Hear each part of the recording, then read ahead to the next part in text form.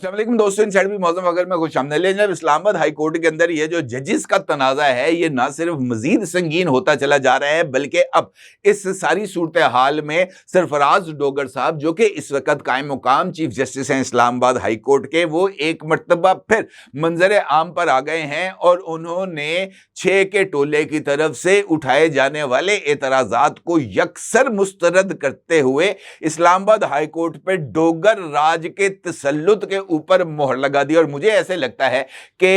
सरफराज डोगर साहब ने इनफैक्ट जो फैसला आज सादर फरमाया है उसके तहत ये जो 6 का टोला है या वो टोला जिसकी तरफ से जनाब सरफराज डोगर साहब को मुसलसल टफ टाइम दिया जा रहा है, उनको जिच करने का एक और कोशिश है और शायद कुछ इस तरह की कुछ सोच डेवलप हो रही है जिसके नतीजे में 6 के टोले को मुकम्मल तौर पर जिच करके मौजूदा सिस्टम के सामने लाकर खड़ा करने और उनसे फाइनली उनसे जान छुड़ाने का कोई ना कोई प्रोसीजर मुझे होता हुआ नजर आ रहा है। ताज़ा तरीन डेवलपमेंट में आपको मालूम है कि हालिया दिनों में 2 ऐसे इश्यूज हुए हैं जिनकी बिना पर जनाब सरफराज डोगर साहब के ऊपर तनकीद की गई। उसमें से एक मुकदमा था जनाब बाबर सत्तार साहब का, और बाबर सत्तार साहब ने एक केस को सुनने से माजरत करते हुए केस फाइल को वापस भिजवा दिया था ताकि जनाब इस मामले को किसी और बेंच के रूबरू समाअत के लिए फिक्स किया जाए। लेकिन उसके बावजूद उनकी माजरत के वही मुकदमा वापस बाबर सत्तार साहब के सामने आया इस हुक्म के साथ कि जनाब अब मुकदमा तुसी सुनोगे, जिसके ऊपर बाबर सत्तार साहब ना सिर्फ बरम हो गए बल्कि उन्होंने 6 सफ़ात पर मुश्तमिल एक ऑर्डर पास कर दिया जिसमें उन्होंने सरफराज डोगर साहब की तरफ से ये जो वापस फाइल भिजवाई थी माजरत के बावजूद, उसमें उनके फैसले पर शदीद तरीन एतराज़ात किए गए थे। इसी तरीके से 2 दिन पहले भी एक डिवीजन बेंच में जिसमें जनाब मोहसिन अख्तर कियानी साहब और जनाब इजाज इसाक खान साहब मौजूद थे, उस बेंच से भी जनाब ये जो है सरफराज डोगर साहब उनके कॉन्डक्ट के ऊपर शदीद तरीन सवालात उठाए गए थे और उनको तनकीद का निशाना बनाया गया था। अब आज इस तरह की सिचुएशन है जहां पर अब इस्लामाबाद हाई कोर्ट में बेंचेस की तब्दीली और केसेस एक से दूसरे जज को मुंतकिल करना एक मामूल बनता हुआ नजर आ रहा है। अब ताज़ा तरीन मामला ये है कि कोटे के हवाले से जस्टिस मोहसिन अख्तर कियानी, जस्टिस बाबर सत्तार और जस्टिस सरदार इजाज इसाक खान साहब पर मुश्तमिल एक स्पेशल बेंच केस सुन रहा था। 6 मार्च को इस केस की आखिरी समाअत हुई थी और ऑनलाइन स्टेटस और 6 मार्च के तहरीरी ऑर्डर के मुताबिक बेंच की तब्दीली के हवाले से कोई जिक्र मौजूद नहीं है। ना इस केस के अंदर वकला की तरफ से बेंच की तब्दीली की कोई दरख्वास्त की गई और ना ही बेंच ने इस केस को सुनने से माजरत की और ना ही बेंच में मौजूद किसी जज ने इस मुकदमे से की पैरवी से खुद को अलग करने के हवाले से किसी तरह का कोई इंदिया दिया। अब 10 अप्रैल तक ये केस मुलतवी हुआ था और ये इंपॉर्टेंट बात ये है कि ये केस पार्शली हर्ड भी हो चुका था, यानी इस केस का एक हिस्सा जो है वो ये स्पेशल बेंच सुन भी चुका था। अब इस केस का एक ऑनलाइन स्टेटस सामने आया है जिसके तहत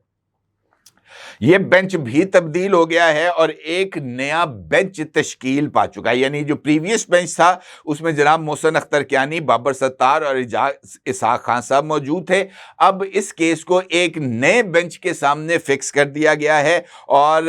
ये जो बेंच है इसको हेड कर रहे हैं acting chief justice Islamabad high court justice Sarfaraz Dogar साहब, जबकि बेंच में शामिल दीगर जज साहिबान में जस्टिस खादिम हुसैन सुमरो और जस्टिस इनाम अमीन मिनहास साहब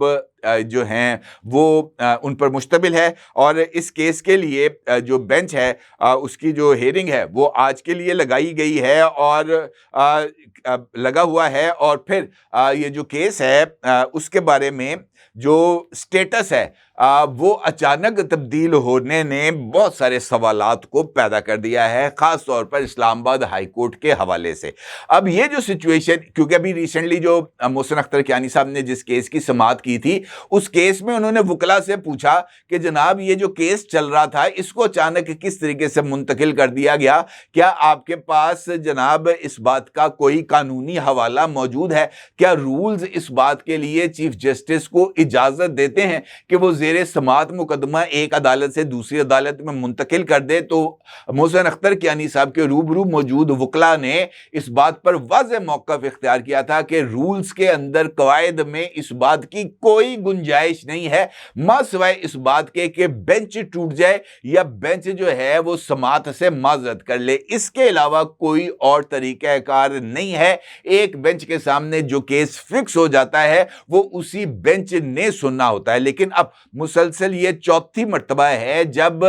जनाब सरफराज डोगर साहब ने ये जेर समात मुकदमात एक बेंच से दूसरे बेंच में मुंतकिल किए हैं। और इस इशू को लेकर चूंकि ऑलरेडी इस्लामाबाद हाई कोर्ट में इख्तियारात का तनाज़ा चल रहा है, मुझे ऐसे लगता है कि इस वक्त जो कुछ भी हो रहा है, खासतौर पर इस ऑनलाइन ये जो स्टेटस है, जो भी ये आप देख सकते हैं मेरे मोबाइल पर, ये स्टेटस में चीज़ बड़ी हद तक वाज़ेह है और इसके अंदर इस केस को फिक्स किया गया था 10/4/25 के लिए और अब जो है उसके ऑनलाइन स्टेटस के अंदर चीफ जस्टिस का नाम आ गया है और बेंच भी पूरे का पूरा तब्दील हो गया है। तो ये इनफैक्ट जो जज साहिबान हैं जिन्होंने सीनियरिटी को चैलेंज किया हुआ है, जिन्होंने सरफराज डोगर साहब की अपॉइंटमेंट एज जज इस्लामाबाद हाई कोर्ट चैलेंज कर रखा है, मुझे ऐसे लगता है कि दोनों फरीकैन इस वक्त एक दूसरे को जिच करने की जो तगोदो है उसमें मसरूफ़ हैं। 6 का टोला जनाब ये जो 3 जज साहिबान आए हैं इनको जिच करने पर तुला हुआ है, ये लोग जो हैं इनको जिच करने पर तुले हुए हैं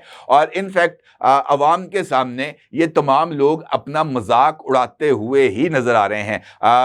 जनाब कायम मुकाम चीफ जस्टिस सरफराज डोगर साहब के हवाले से जो शकूक व शुबहात डेवलप हो गए हैं, अब तो मेरा ये ख्याल है कि उनको कम अज़ कम ये बेंचेस की तश्कील के हवाले से जो क्लैरिफिकेशन है वो देना पड़ेगी, उनको ये बात बताना पड़ेगी कि जनाब वो कौन से रूल्स हैं जिसके तहत उन्होंने ये जो केसेस हैं एक बेंच से दूसरे बेंच को मुंतकिल किए और उस वक्त मुंतकिल किए जब ये केसेस पार्शली हर्ड हो चुके थे। लिहाजा इंपॉर्टेंट सूरत हाल है। इस्लामाबाद हाई कोर्ट के अंदर जजेस तनाज़ा अब बढ़ता चला जा रहा है और देखना यह है कि आज के इस फैसले पर कल किसी अदालत से किस तरह का रद्द अमल आएगा, क्योंकि इस्लामाबाद हाई कोर्ट तो अब एक जनाब मुझे तो ऐसे लगता है जैसे कोई हंसी मजाक का एक डेरा बन गया है, इसके अलावा वहां पर कोई और काम तो होता हुआ नजर ही नहीं आ रहा। अपने जरूर इज़हार कीजिएगा। आपको बहुत शुक्रिया। अल्लाह हाफ़िज़।